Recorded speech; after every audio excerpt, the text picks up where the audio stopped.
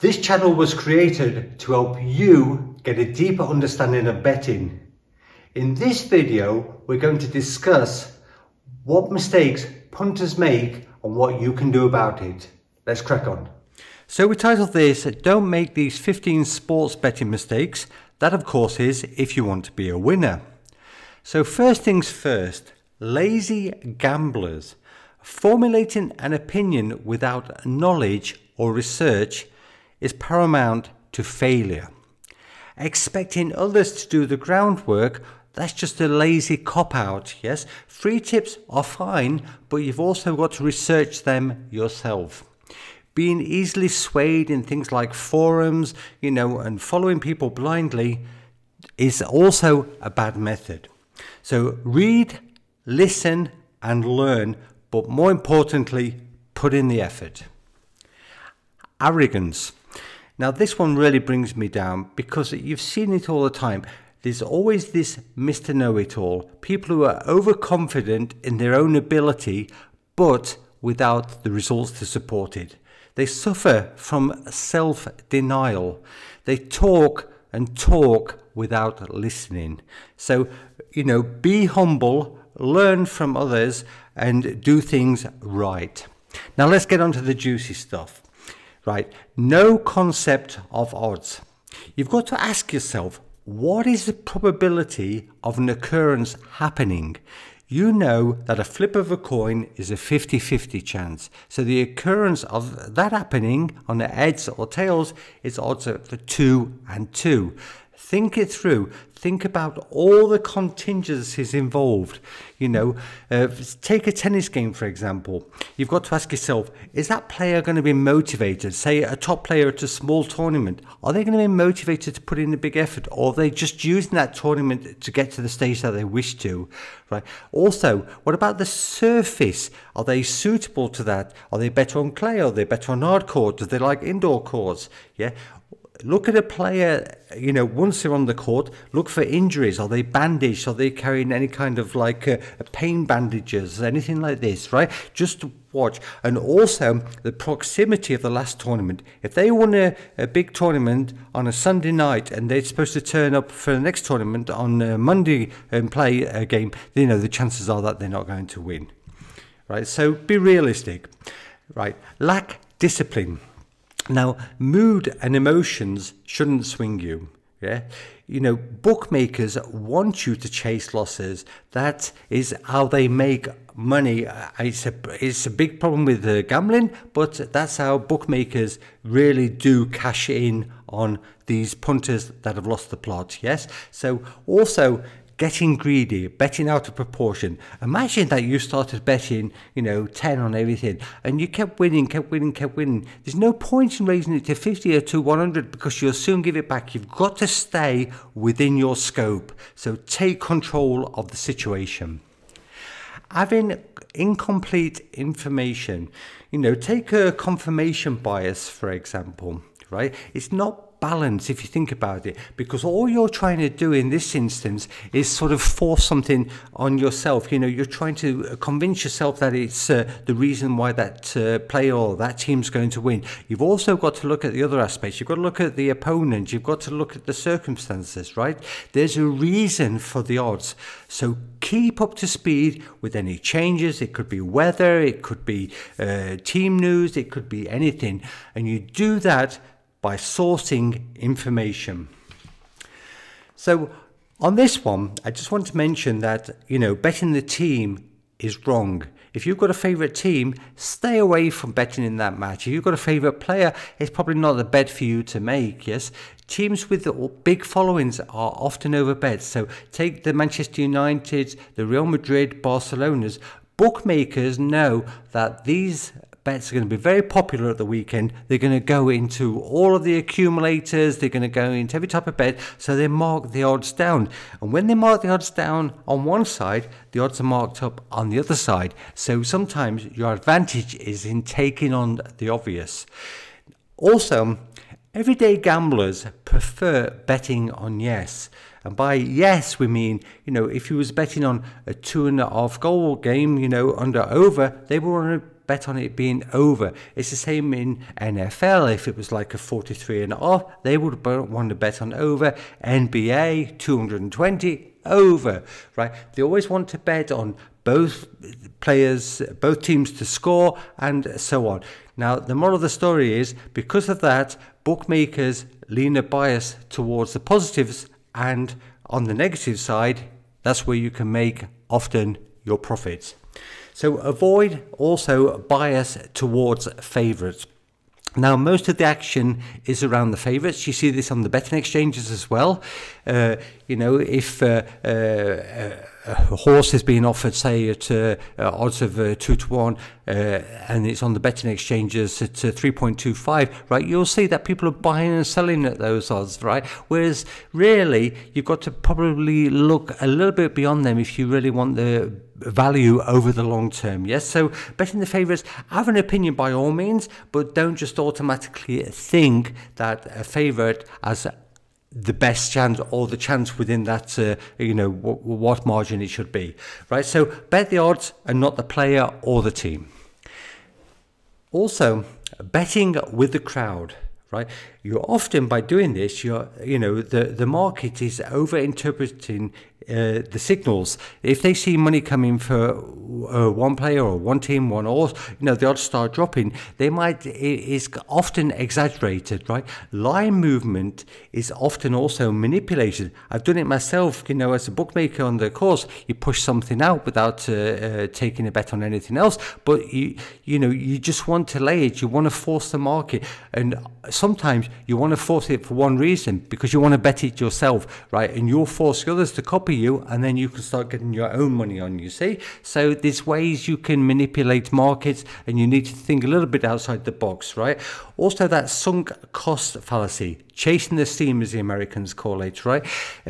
If you see, say, a horse and it was like 14-1 in the morning and it's down to 5-1 by the start, it doesn't mean you've got to take the 5-1. Don't just bet for the sake of betting, right? The value is long gone. The 14-1 is gone, the 12-1's gone, the 10-1's gone. You've got to think of the cutoff point and know when the bet is value, because every bet that you make needs to have value. Also, being influenced by pundits. Now, ex-footballers, in my experience, they probably left school at 14, 15 years old, and the chances are that they're not particularly good at mathematics. You know, these are people that have had everything done for them all of their lives, and, you know, so don't expect them to come up. When they start giving you tips on TV, you've got to put it in some kind of parity with the actual odds at the time. So don't think automatically that a footballer saying, this team's good.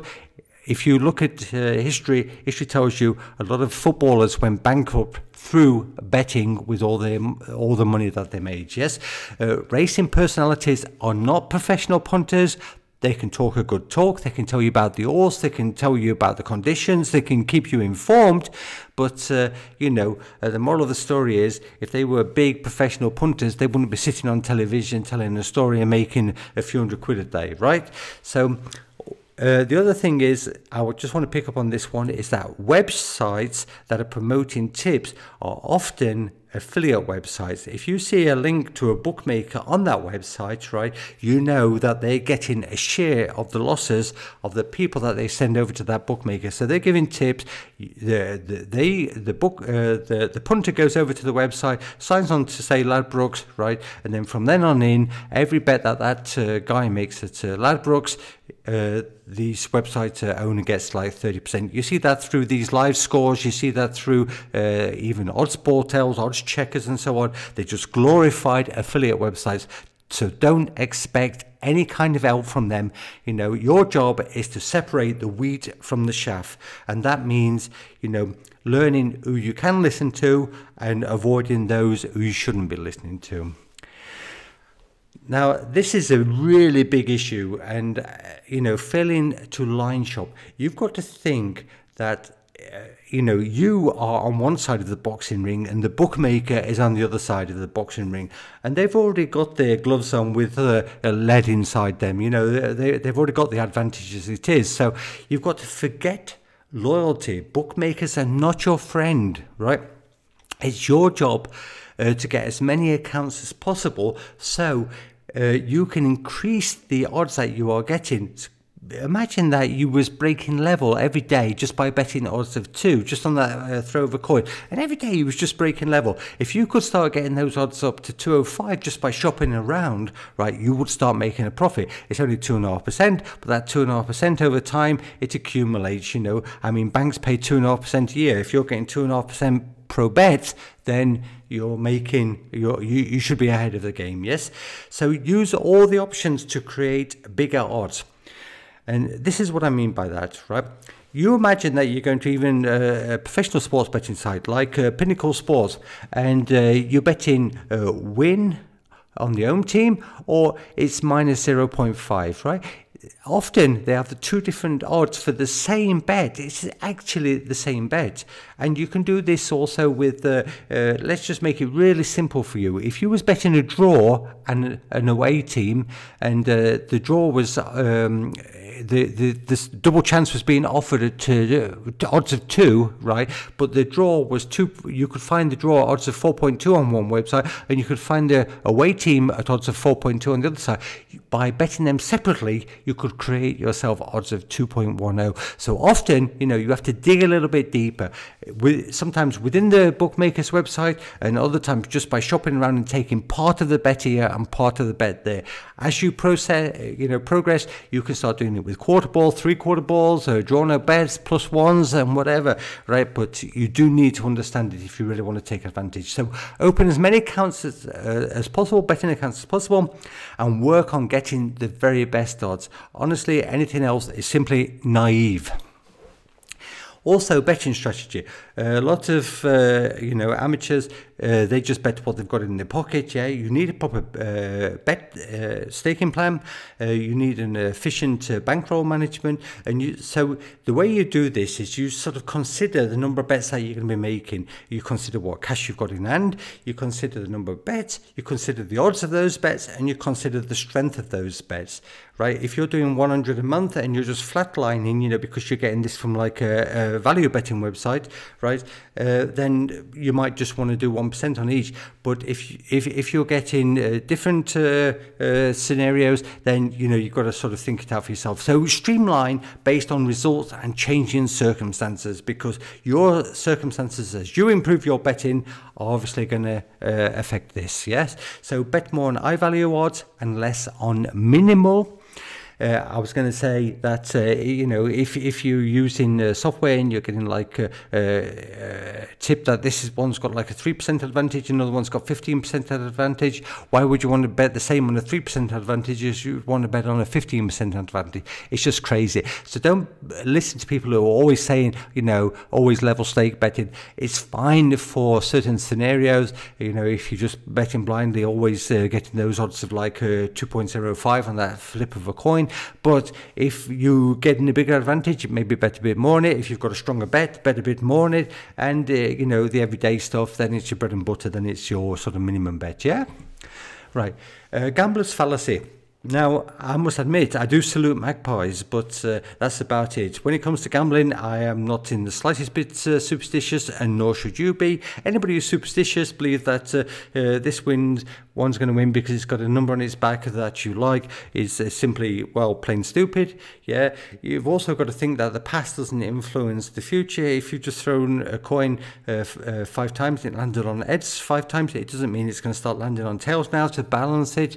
You know, and this is the cause of bad decision making, you know, the gambler's fallacy, that they think something's got to happen for a reason, yes? So put on the blinkers, look forward, never look behind, always look at the facts at hand, and just work on the next bet that you're making.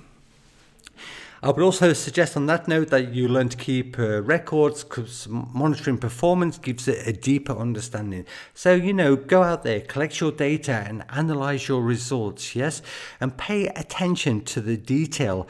And by that, we mean, you know, imagine that you're football betting, for example, right? So keep you know, the different leagues, the different types of bets, the under, over, you know, when you're betting the favourite, when you're betting the double chance, or when and the quarter ball, right? Which bookmakers you're performing best with, because often, you know, by identifying what you're doing right is a good way forward, but identifying also your weakness is a big positive, because you can iron out your mistakes. And really, I need to pick up on this, and that's people who lack belief. You know, people who say you can't win are simply idiots, right? You know, losers are losers, and they shouldn't be allowed to influence you. I'm afraid that's just the way life goes. You know, most people have got a negative attitude, as you know, but you surround yourself with the right people, you get the right results. And also, you know, if you need motivation, just Google professional gamblers and you'll see there's thousands of professional gamblers who have made millions from this sport, who've built football teams from the profits that they made from sports betting and so on, right? So surround yourself with the right people. It's called the proximity test. You know, you surround yourself with 10 positive people and you'll become a positive person. You surround yourself with negativity and you will become negative, right? Now, I do get a lot of flack for this, but I can't stop saying it. Cash out is bad. Selling part of your bet back to the bookmaker is an absolute rip-off, yeah? Because the truth is you're only getting paid 60 to 80% of its true value. So the question you need to ask yourself is, right, if you've done like a 10-leg bet, you know, like a multiple bet, and the first 9 have won, why did you put the 10th one in if you didn't want it? You know, it's just crazy. Is it just because you wanted to give the bookmakers a discount on what they given you? By all means, you know, if you have to. I mean, if you've placed a bet and you feel as though the circumstances have changed, go and lay it off, or go and lay part of it off, but do it on the betting exchanges.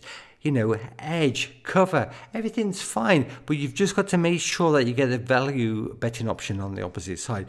Now, a lot of people will say that they haven't got the money in the system, but then it begs that, you know, question again. You should have done that first. You should have done the old bet when you've done like these 10 teams. You should have done 8 from 10 or 9 from 10. You know, so the last one was the jackpot and the big money, but you could, you didn't have to cash out and take a rip off from these, well, thieves basically, yeah. And on that note, the last thing I really want to pick up on is the reality check, yeah? I was going to just say that you should never play outside your league. I've seen it before. People go to, you know, these bars, they're playing poker, they win a few quid, and automatically they think that the big knob, and they can go out there and start, you know, flying over to Las Vegas and they're going to cream it over there. The moral of the story is that's not going to happen. You know, it takes time and effort to move up the ranks, and you need to do it stage by stage, and once you get there, then of course take on the big boys, start going for the big money, but you've got to get to that stage first, yeah? So always stay within your financial means. I think that's a no-brainer, and none of this is going to happen. You're not going to start making profit unless, you know, you enact you do something about it. So action speaks louder than words. I mean, I think that's a no-brainer. And yeah, I mean, that's the basis of today's topic. You know, these are things that you've got to avoid, and you've got to crack on doing the things right. You know, what we mentioned, we've always given you a suggestion there, and hopefully you can get something from this, yeah? So thanks for watching. If you do like this type of video, give us a like, comment, subscribe to the channel. You know, it will get us back online with the next one quicker, and get over to our website at www.betanalyst.com. We've got a load of tutorials on there. We do a few free betting tips, but of course don't just rely on them. See you soon in the next one through the bootcamp again. Bye bye.